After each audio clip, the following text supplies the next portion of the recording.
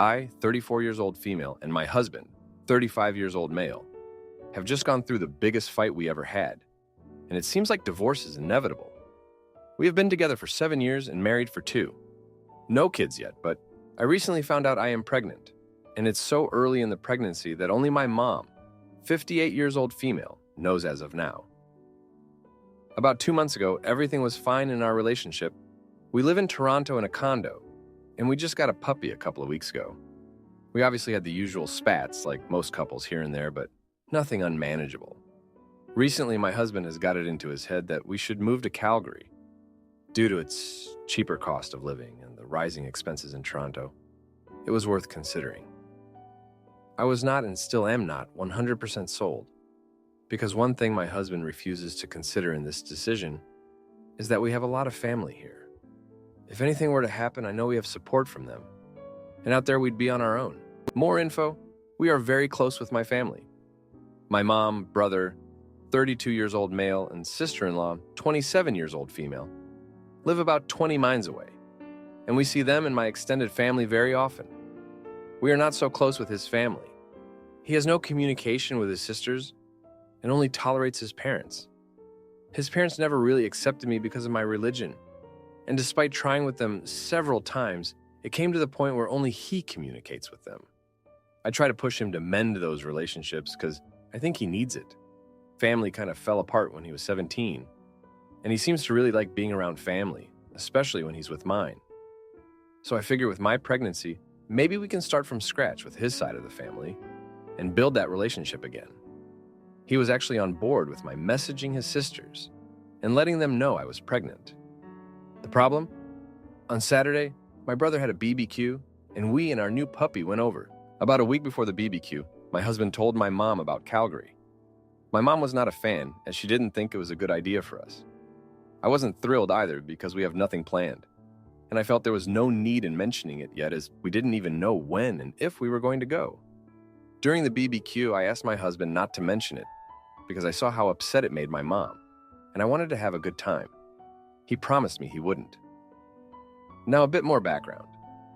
My brother got married last year and had his reception this year in May after his wife got her visa to come to Canada. My mom helped with the finances for both events. My brother feels like it's not fair that he got a wedding and reception, and I didn't get either. We got married in City Hall and didn't do a reception and got our condo instead. So during the BBQ, we were talking, and my brother said we should think about it and throw a little party. To be honest, I would consider it now, but my brother doesn't know I'm pregnant, and I don't feel like I want to do that now. I'd rather focus on our future with the baby. During this conversation, when my brother said think about it, my husband says in front of everyone, FCK that, I don't want to feed those people. We are going to Calgary. I was very upset at this because firstly, he wasn't supposed to mention Calgary, and secondly, the way he said it was so rude. My husband noticed my mood changed and asked me what was wrong. When I told him privately why I was upset, he got mad at me for my feelings and decided he wanted to leave the BBQ. Keep in mind, we came in one vehicle, and we had the puppy with us and all his stuff. The BBQ was pretty much done, so really we were going to leave soon anyways. But my husband made a production of looking for car keys and making a grand exit. When he couldn't find the keys, he kept rudely asking me to give him the F to King keys. We were by the front door, and I told him to go outside and calm down, give me a few minutes to pack up the puppy, and we could leave together, but he was adamant. When I didn't give him the keys, he raised his voice and started swearing more, and that's when my brother came to see the commotion. He got into a verbal argument with my brother, and my sister-in-law dragged my brother away, but words were still exchanged. I was crying at this point, because he's never been this way in front of my family. I gave him the keys, and he ran to the car. I went after him to get him to calm down and wait for me, but he drove off while I was standing right there. The neighbors saw, and it was such a commotion. I know in hindsight I should have just given him the keys, but in the moment, I really didn't think along those lines, and I was worried about how it would look that he just drove off and left me and our puppy behind. And I'd have to ask one of them for a ride home. When I tried to call him on the drive, he said it was all my fault, that I caused his character to be assassinated in front of my family. My maternal grandparents live with my mom and heard the yelling too, that I don't respect him and I should have just obeyed him. When I got dropped off, my mom was afraid to let me be alone with him, but I told her I'd be okay and thought we could talk it out. In trying to talk, he continued to say it was all my fault, but I felt that he was to blame too, as he could have just left and called an Uber or gone for a walk instead of raising his voice and bringing the unwanted attention. I didn't like that he didn't consider for 1 second how his pregnant wife and puppy were going to get home.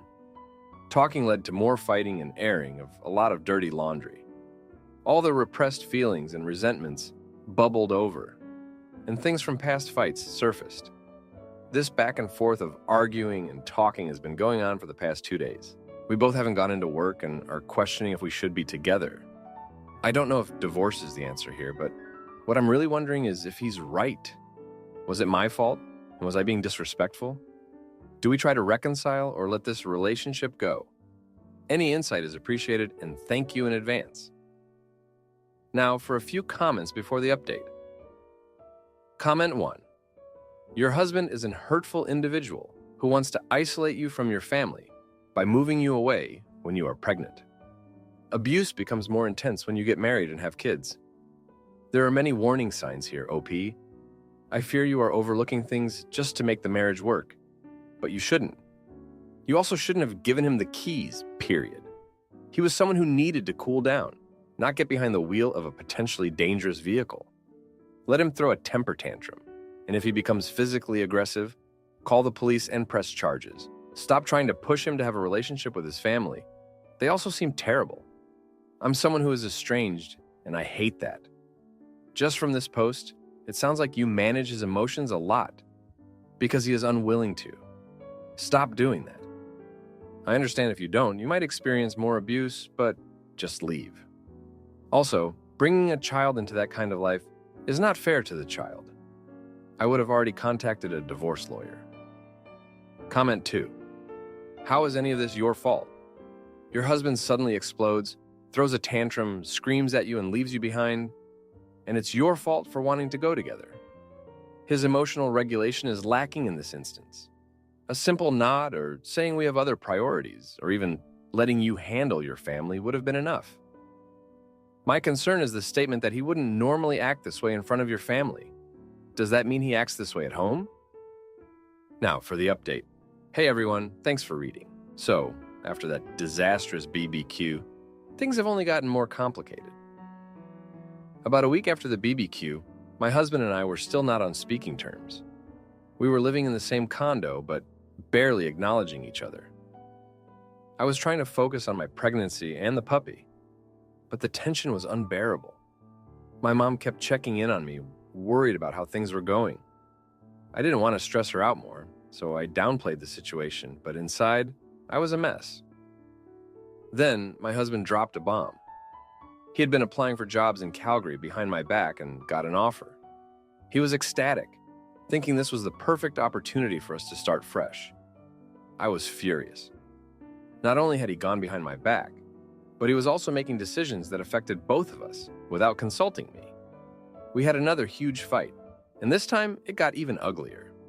He accused me of holding him back and not supporting his dreams. I shot back that he was being selfish and not considering our family or my feelings. In the midst of all this, I started feeling really unwell. I was stressed, not eating properly, and the constant fighting was taking a toll on me. One night, I had severe cramps and started bleeding. I was terrified and called my mom, who rushed me to the hospital. My husband didn't even know because he had stormed out earlier after another argument. At the hospital, the doctors told me I was having a miscarriage. I was devastated. My mom was there, holding my hand, but I felt so alone. When my husband finally showed up, he looked shocked and guilty. But instead of comforting me, he started blaming me for the miscarriage, saying the stress I caused led to it. I couldn't believe he was saying that. I was heartbroken and angry. After that, things went downhill fast. I couldn't stand to be around him, and he seemed to be avoiding me too. My mom suggested I stay with her for a while to get some space and heal. I agreed, and she helped me pack some things and move out temporarily. During this time, my husband kept pushing for the move to Calgary, saying it was our only chance to fix things. I was torn. Part of me wanted to believe him, but another part of me knew that moving wouldn't solve our problems. While staying with my mom, I had a lot of time to think. I realized that my husband's behavior wasn't just about Calgary. There were deeper issues at play. He had always been somewhat controlling, but I had brushed it off as him being protective. Now I saw it for what it was. He wanted things his way and didn't care about my feelings or opinions. I started to see patterns in his behavior that I had ignored before. He would often make decisions without consulting me, and when things didn't go his way, he would blame me. One night, my mom and I were talking, and she shared something that I hadn't known before. When my husband and I first started dating, he had a falling out with his best friend. I never knew the details, but my mom told me that it was because his friend had called him out on his controlling behavior. My husband had cut him off completely, refusing to acknowledge any fault on his part. This revelation hit me hard. It made me realize that his behavior wasn't something new. It was a pattern that had been there all along. I decided to confront my husband about this. I went back to the condo and told him what my mom had shared. He got defensive, saying it was all in the past and had nothing to do with us. But I could see the guilt in his eyes. I told him that I couldn't keep living like this, constantly walking on eggshells and feeling like my opinions didn't matter. He tried to apologize, but it felt hollow. I could see that he wasn't really willing to change. In the end, I made the hardest decision of my life. I told him I wanted a divorce. He was shocked and tried to convince me to give him another chance. But I knew in my heart that it was over. I couldn't keep sacrificing my happiness and well-being for someone who didn't respect me. It was a painful decision, but I knew it was the right one. The fallout from this decision was intense. My husband was angry and hurt, and he made the process as difficult as possible. He refused to move out of the condo, so I had to find a new place to live. My mom and brother helped me with the move, and their support was invaluable. I also had to deal with the emotional aftermath of the miscarriage and the end of my marriage. It was a dark time, but I knew I had to keep moving forward. Looking back, I can see that the signs were there all along. My husband's controlling behavior, his refusal to consider my feelings, and his tendency to blame me for everything were all red flags.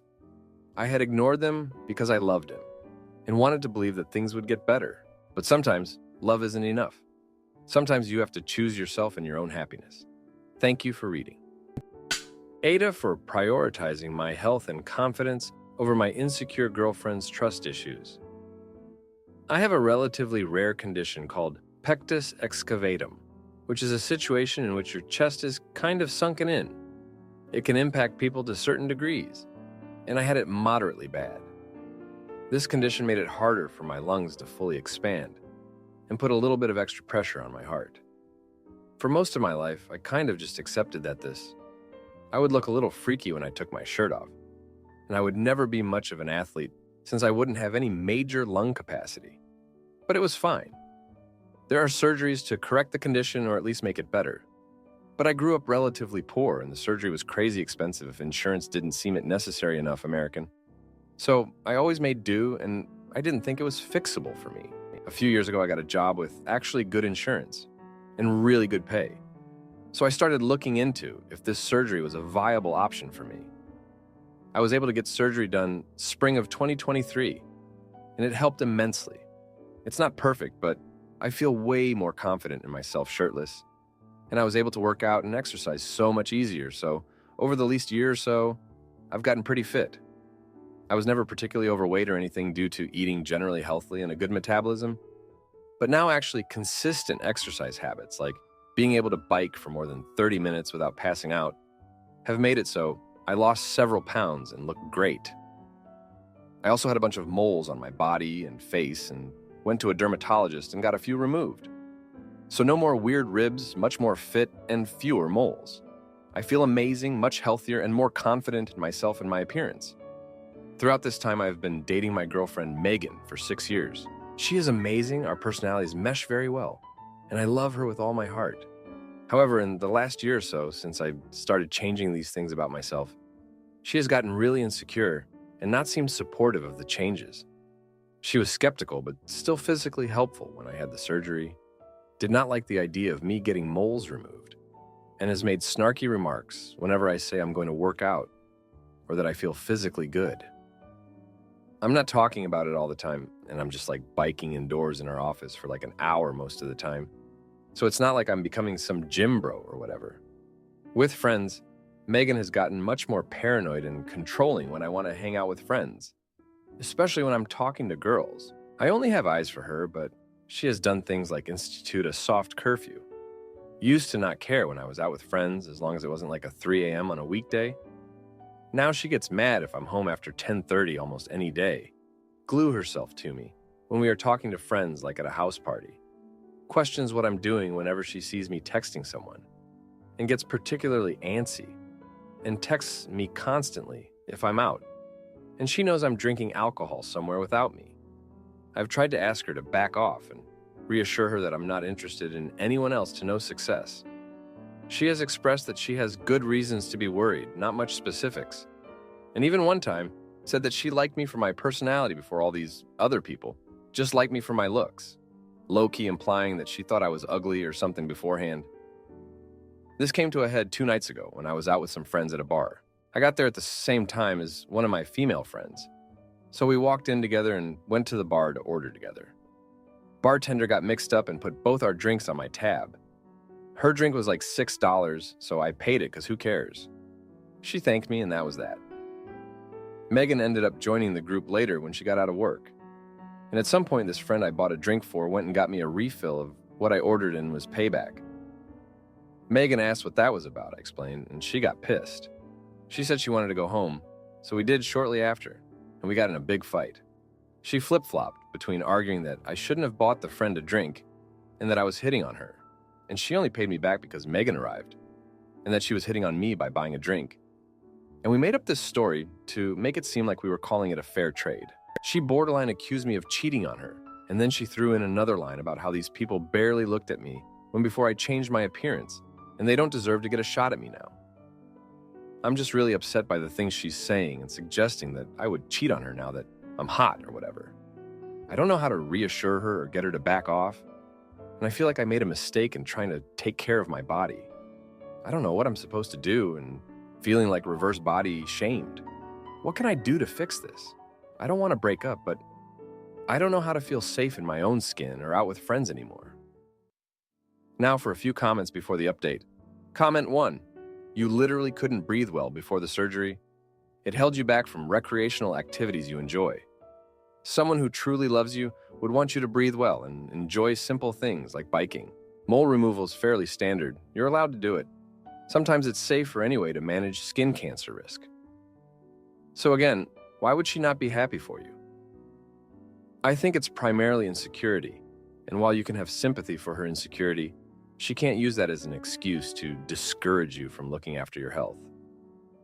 I'd frame the conversation as I recognize her motivations are not malicious, but that doesn't make her behavior benign, and partners are supposed to support each other's well-being. Can she do that for you? Then listen to what she has to say.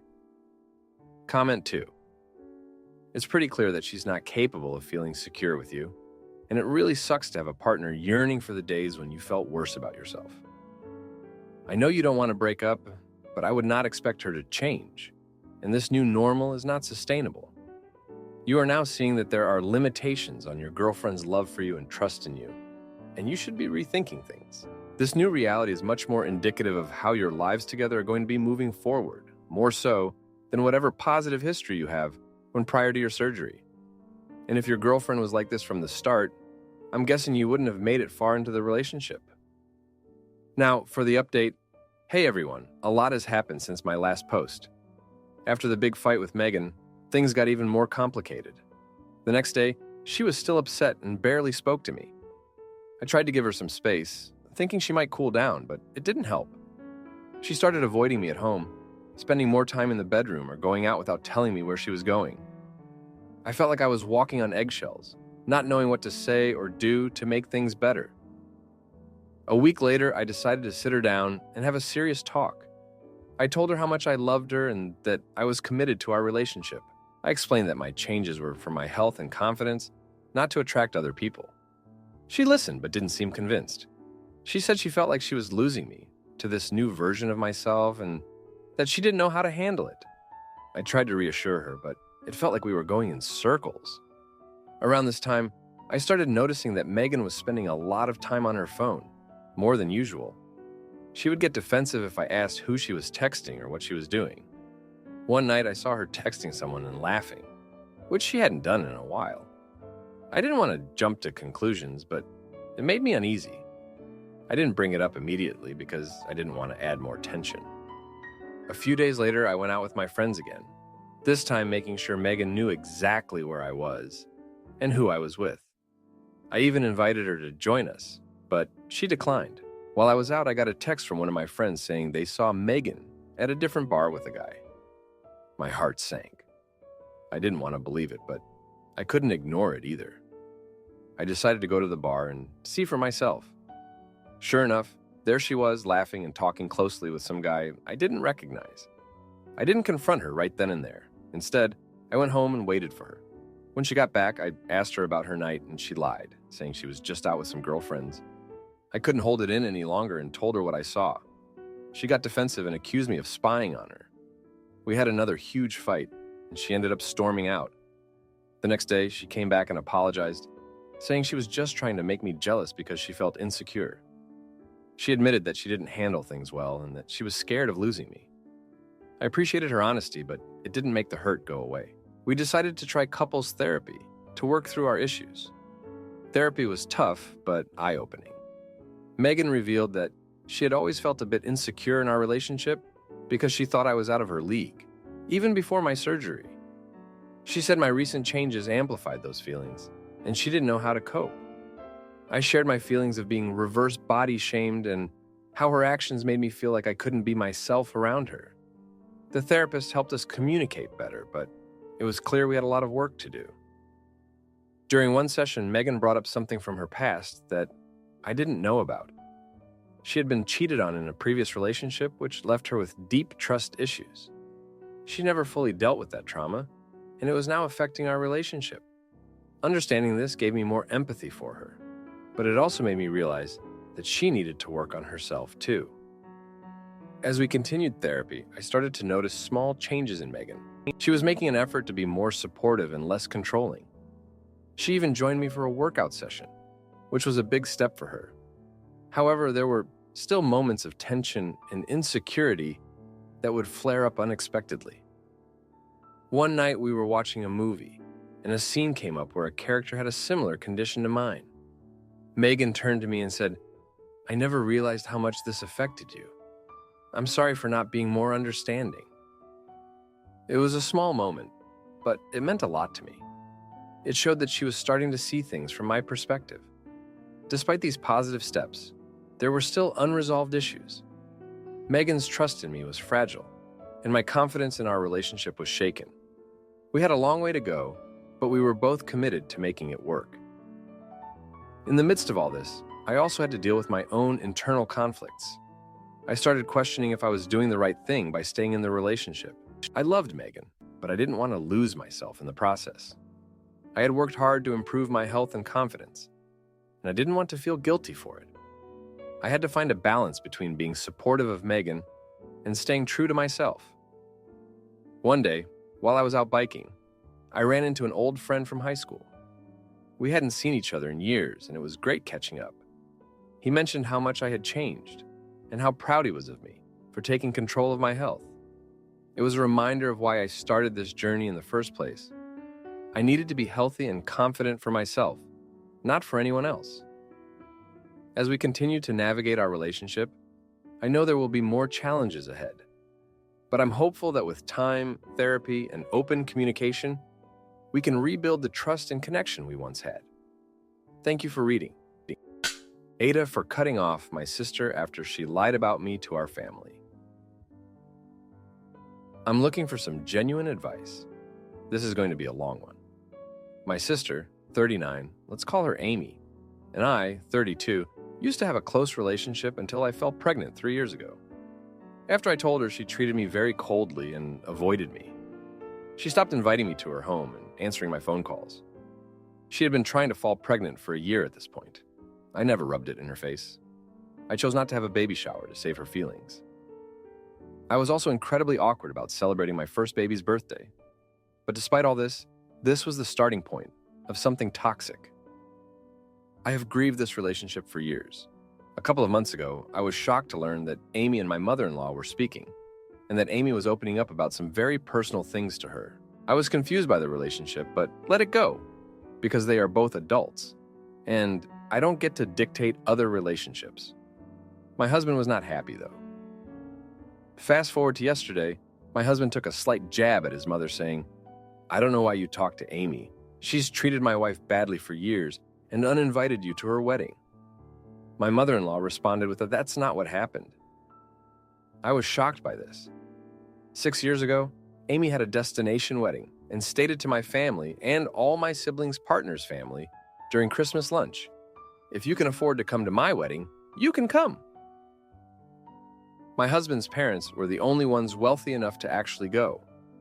Before the wedding, my mother-in-law asked for more details, to which Amy called me and asked me, why on earth do they think they are coming to my wedding? How rude and presumptuous of them. I told her, "You invited them."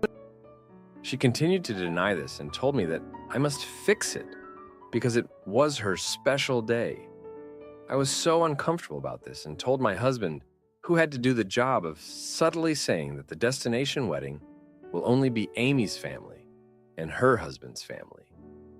She was an epic bridezilla, which is all for another post. Imagine my shock when my mother-in-law tells me that Amy put the blame all on me. I felt sick. If she had lied about this, what else has she said? So I probed more, and this is what my mother-in-law told me. My mother passed away a year ago. I was pregnant with my second baby at the time, and due to some gross negligence by Amy and my father, they gave me infection 19. I had infection 19 during the wake, and therefore spent most of it in a corner with an N95 mask on. My mother-in-law found Amy at the wake, and they started chatting. During this conversation, Amy told my mother-in-law that I hate my mother-in-law, and 6 years ago, I told Amy that under no circumstances could my mother-in-law go to Amy's destination wedding, and that Amy must uninvite my mother-in-law. Amy then went on to apologize for having to uninvite my mother-in-law. After hearing this crazy version of events, I feel sick. I feel so sick, betrayed, and angry. Not just because it's untrue, but because it was done so maliciously to hurt my mother-in-law and sabotage our relationship. My mother-in-law was crying for weeks, thinking her daughter-in-law hated her for the past 14 years. She then kept this a secret for a year, never letting on that she thought I hated her. I just don't know what to do with this. Even if I give Amy the benefit of the doubt, and she thought her version of events was true, why would you bring this up 6 years later at your own mother's wake? What would be the point? I know there is a strong aspect of jealousy. I have 2 babies, I'm younger by 7 years, and my husband's parents are interesting, lovely, and wealthy. But what would you do if you were me? Cut all ties and never speak to Amy again? Or approach Amy about her shitty behavior? Now for a few comments before the update. Comment 1.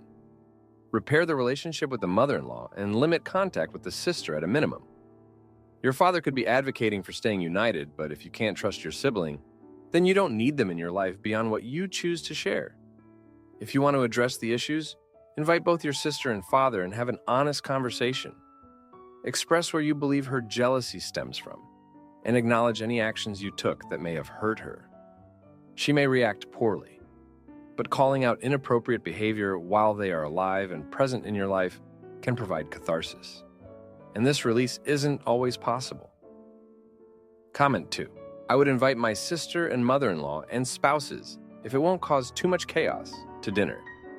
Send a group text stating, "I recently became aware of some misunderstandings between us. I would like both of you to come to my house on X date, so we can address these and maintain family harmony. I would also inform my parents about the situation in advance. Let them know that I am planning to host a dinner at my house to resolve any conflicts, because it is crucial to me that we have a peaceful and happy family. This way, if your sister approaches your dad, hopefully, he is supportive of your plan." Now for the update. Hey everyone, thanks for sticking with me through this. So, after that news from my mother-in-law, I decided to confront Amy. I couldn't just let it go. I called her up and asked if we could meet. Surprisingly, she agreed. We met at a small cafe, and I could tell she was on edge. I didn't waste any time and jumped straight into it. I told her what my mother-in-law had said and asked her why she would lie about something like that.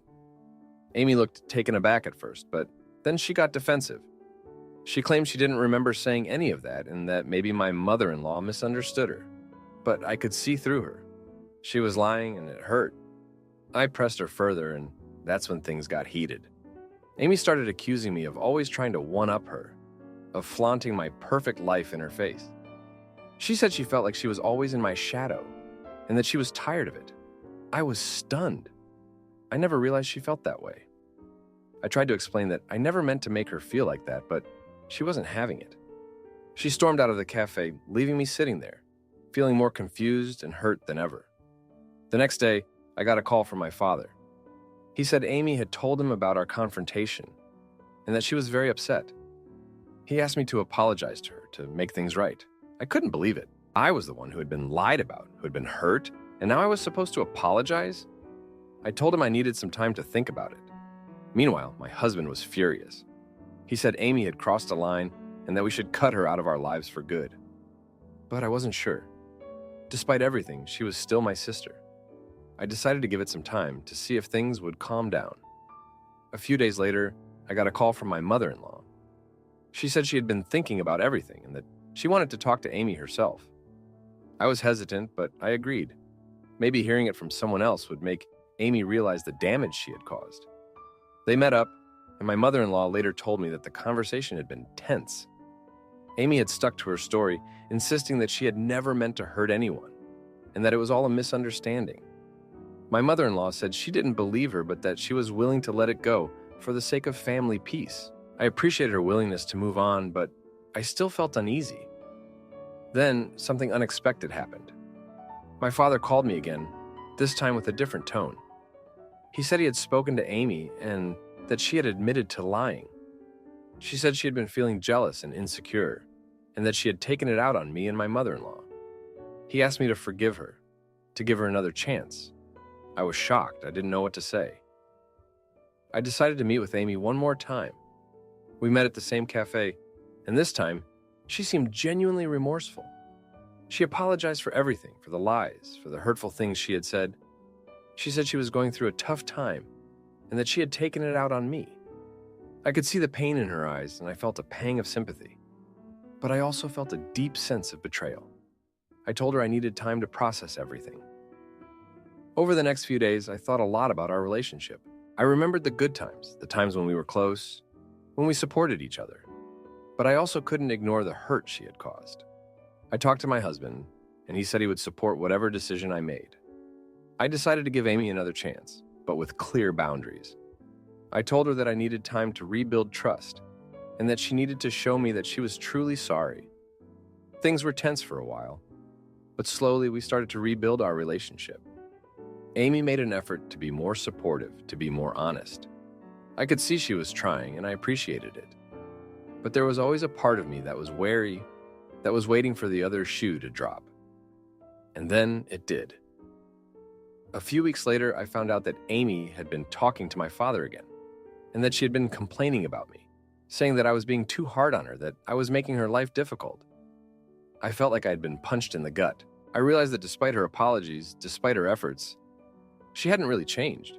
She was still the same person, still driven by jealousy and insecurity. I decided that I couldn't keep putting myself through this. I told Amy that I needed to take a step back, that I needed to focus on my own family and my own well-being. She was upset, but she seemed to understand. I felt a sense of relief, but also a deep sadness. I had lost my sister, and I didn't know if I would ever get her back. Looking back, I realized that our relationship had been strained for a long time, that there were underlying issues that we had never addressed. I thought about our childhood, about the times when Amy had felt overshadowed, when she had felt like she was always second best. I realized that her actions were driven by a deep sense of insecurity, by a need to prove herself. But I also realized that I couldn't fix that for her, that she needed to work on herself. In the end, I decided to focus on my own family, on my own happiness. I still hope that one day, Amy and I can rebuild our relationship.